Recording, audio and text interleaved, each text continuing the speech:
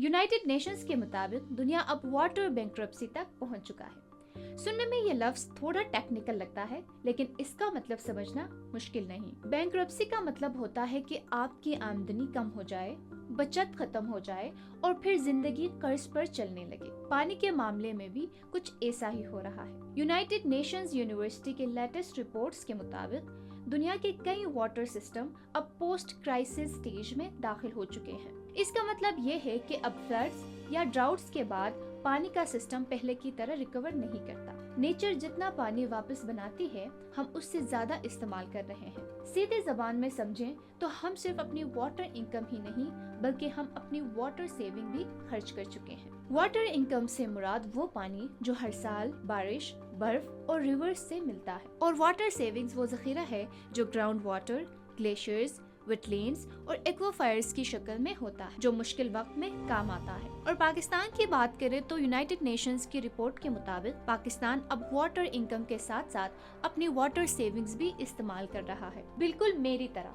जहां सैलरी से गुजारा न होने की वजह से अब सेविंग अकाउंट भी खाली होता जा रहा है। पाकिस्तान को ये मसला सिर्फ बाहर से नहीं बल्कि अंदर से भी दरपेश है। गैर मौसर इरिगेशन सिस्टम्स, पानी का जाया होना, ग्राउंड वाटर लेवल्स का गिरना, पुराने और पानी ज्यादा खाने वाले क्रॉप्स और शहरी और देहाती प्लानिंग की कमी मिलकर पानी के बहरान को और गहरा कर रही है, जो इस बात की निशानी है कि अंडरग्राउंड जखीरा भी तेजी से खत्म हो रही है। इस सूरत हाल में पाकिस्तान और इंडिया के दरमियान इंडस वाटर्स ट्रीटी एक अहम स्टेबलाइजिंग निजाम रही है। ये ट्रीटी कई अरसों तक पानी की तकसीम, डेटा शेयरिंग के हल के जरिए बनी रही, लेकिन क्लाइमेट चेंज के असरात और पाकिस्तान और इंडिया के दरमियान टेंशंस ने इस पुराने फ्रेमवर्क पर दबाव बढ़ा दिया है। पाकिस्तान ने यूनाइटेड नेशंस में ये नुक्ता उठाया है कि अगर ट्रीटी को मुअत्तल किया जाए या डेटा शेयरिंग में कमी आए तो इसका सीधा असर फार्मर्स, वाटर प्लानिंग और रीजनल वाटर सिक्योरिटी पर पड़ेगा।